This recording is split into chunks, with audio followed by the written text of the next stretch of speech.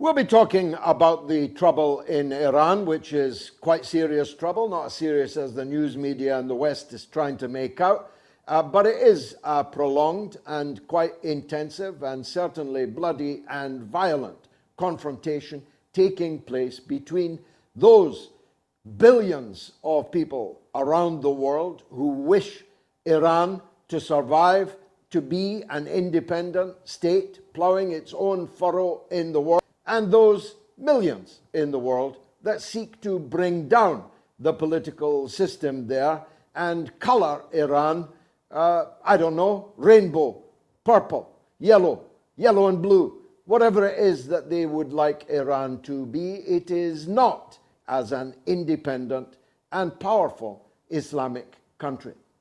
It's not, as I said on Wednesday past, that there are no reasons for people to be angry in Iran. There are multiple reasons to be so. Many of those are connected to the fact that Iran has been sanctioned within an inch of its life by the United States and, to a certain extent, its satrapies in Europe, year after year after year, causing hunger and pain to the Iranian people, and designed to cause hunger and pain to the Iranian people, including that half of the Iranian people who are women. I mention that point because Western commentators are very concerned about the rights of Iranian women, except the right to live freely, to eat, and to have a fully, properly functioning economy that is not besieged by the rest of the world in the name of liberty and the liberation of, amongst others, women, of course. And of course, these same Western commentators, and I include amongst them, perhaps particularly, the liberal, feminized wing, men and women, and others, who focus on the presence, compulsory presence, on the head of Iranian women of a loose-fitting scarf, which they call the hijab, but which is not actually a hijab. If you want to see an actual hijab, you would look next door in our best friend, Saudi Arabia. That's if you could see a woman on the street or in public life, in civic activities of any kind. You would find them very tightly hijabbed indeed. You'd find them burqa'd from top to toe. But oddly, none of the liberals, none of the Western politicians or commentators ever have a word to say about that. Nobody calls for sanctions on Saudi Arabia until they allow Saudi women out on the street without being accompanied by a male guardian. Nobody is raising a hue and cry about one of my former constituents, now sentenced to 34 years in a Saudi prison, a woman, for tweeting on a platform, Twitter, the biggest single owner of which is a prince of the Saudi royal family.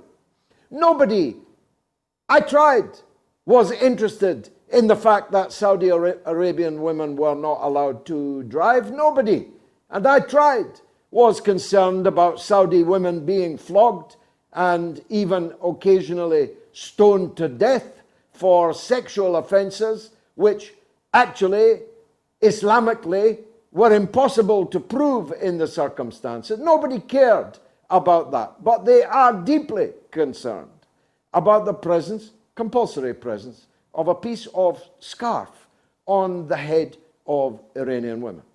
You'll get where I'm coming from here. This hypocrisy lays bare the colour revolution, regime change nature of the events that are taking place in Iran. After all, if we were really against hijabbing women, we wouldn't have spent the last decade and more arming, funding and proselytizing for ISIS and Al-Qaeda and the alphabet soup of Islamist extremism in Syria, which continues to occupy a part of the Syrian Arab Republic under the tutelage and at the expense of Western taxpayers. If we were concerned about the rights of women, we would not have spent an entire decade supporting the fathers of the Taliban and allowing them, helping them to lay Afghanistan waste on the principle that we didn't like the socialist secular government that was in power in Afghanistan during the 1980s. Hypocrites with a capital H are the commentators complaining about the situation in Iran. Now, as I said on Wednesday, am wholly against compulsion in religion.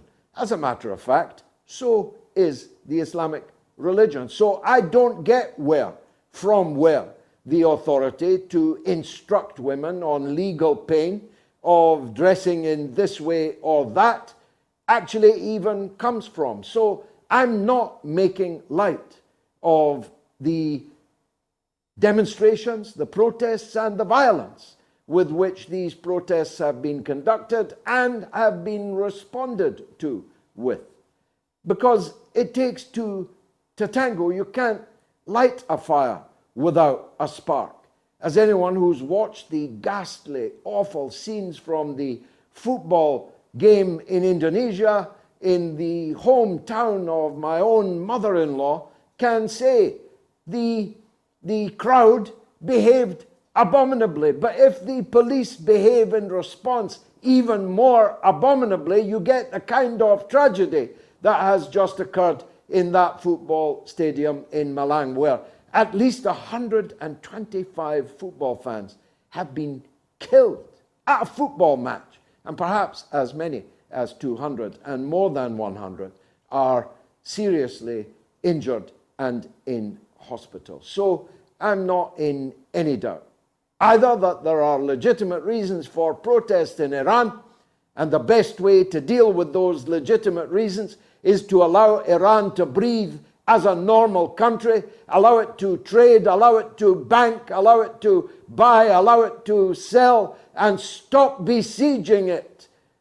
If you did that, you might find that the political dynamics that were thus unleashed might be things that you would approve of, rather than the disapproval you currently feel for Iran. Now let me turn to Russia. So much has been happening, so little have I time in this monologue.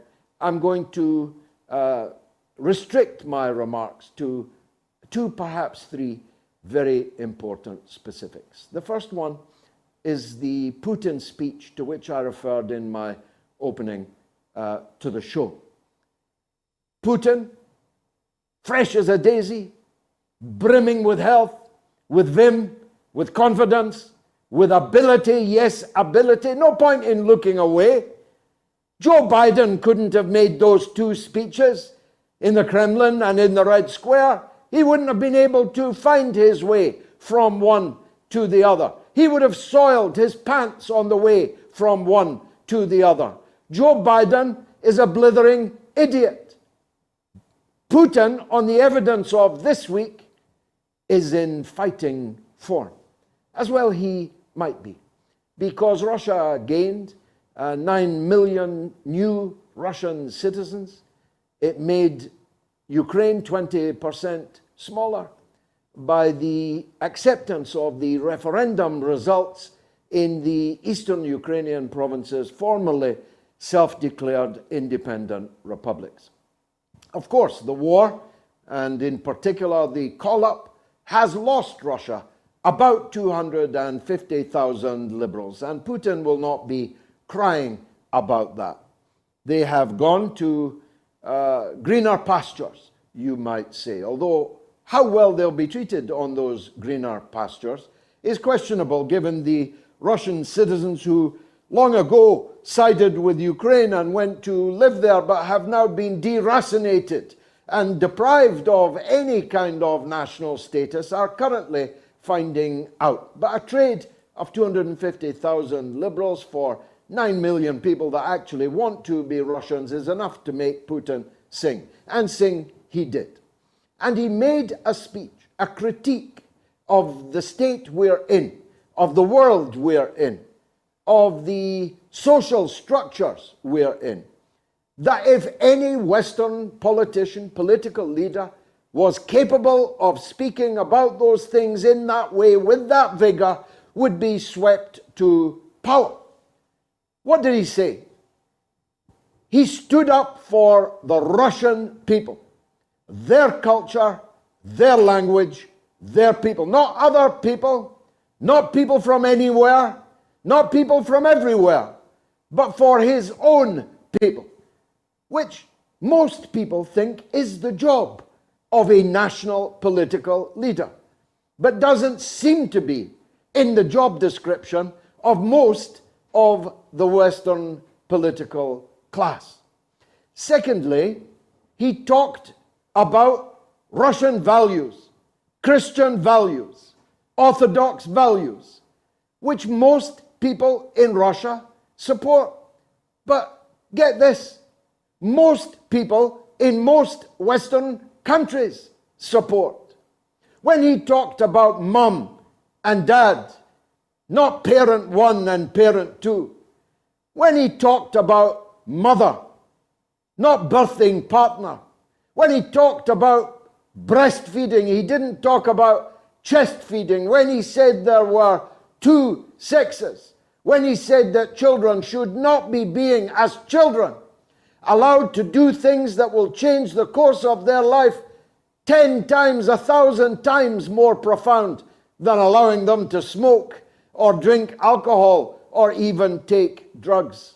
Children taking life-altering hormone treatments and beta block. Putin spoke about all these things in words that would be echoed throughout the entire world, if of course the world had been allowed to hear the speech, but they were not. When he talked about the golden billion of the richest people in the richest countries, I think he was overcounting them, but that's what he said.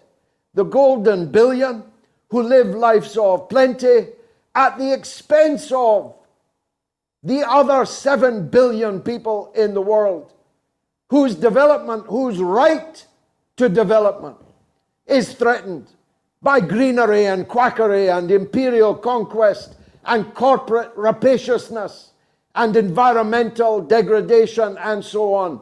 He was speaking by definition for 7/8 of the world, and I think many in the golden billion triangles of which he spoke.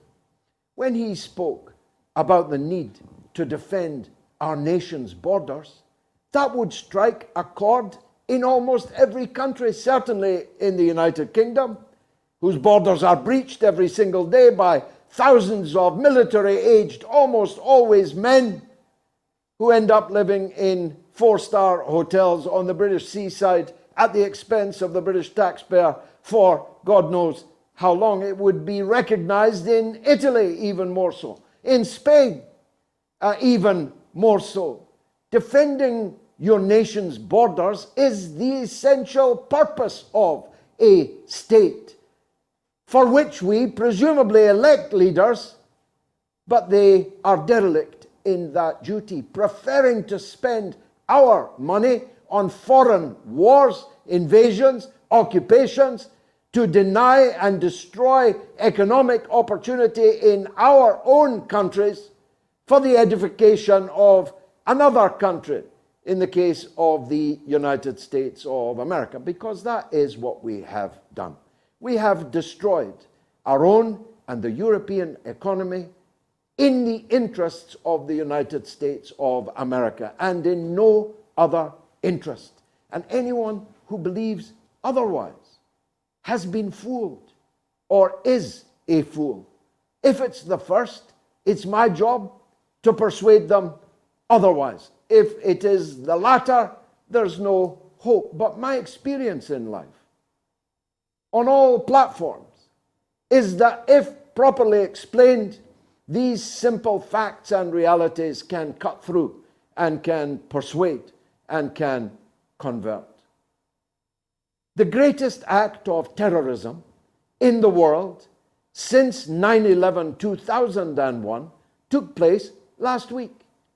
The fact that it's already disappeared into the memory hole and is not the biggest journalistic story in the world today is scarcely a journalistic story in the world today, is proof positive that Joe Biden was the terrorist.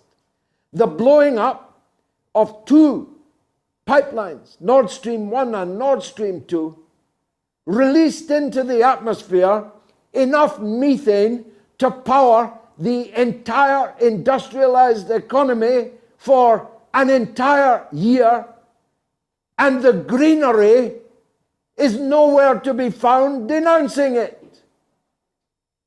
Russia was robbed of between $600 and $800 million worth of gas that is now bubbling in the sea. And none of those who say they care about a rules-based order, about the rule of law, are anywhere to be found. Germany's economy was just murdered in a terrorist act, and no one can be found to denounce it.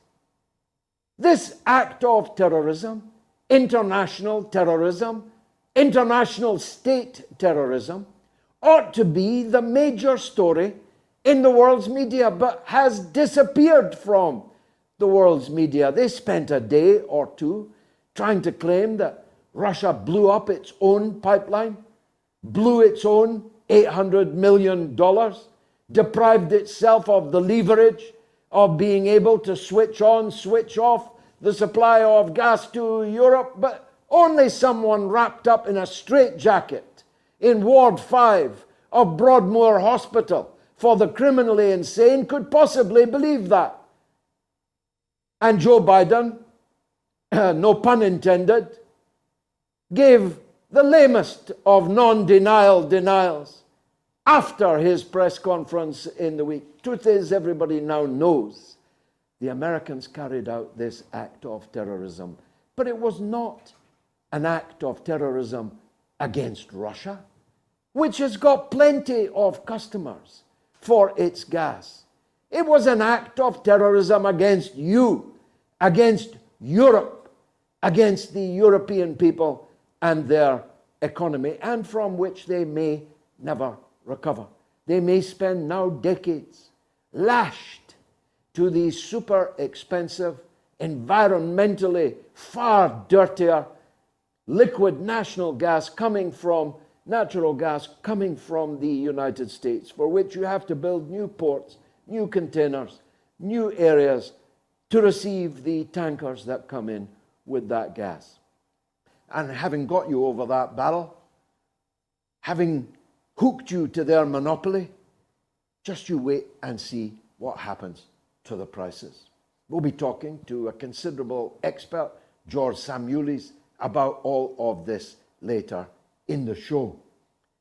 But the fact that Ukraine is now invading Russia rather than the other way about, and don't tell me that the people of these regions had no right to declare themselves independent. The Scottish nationalists are trying to do that right now. The British state in 2014, when it gave them a referendum, if that referendum had gone the other way, Scotland would have been separate, would have been an independent state. Kosovo didn't even have a referendum and was ripped out of Serbia and granted international recognition. It's now a NATO protectorate without a vote having been cast either in Kosovo or in Serbia, whose country it was. And they're now playing in the international football. I see they were in the Nations League this week.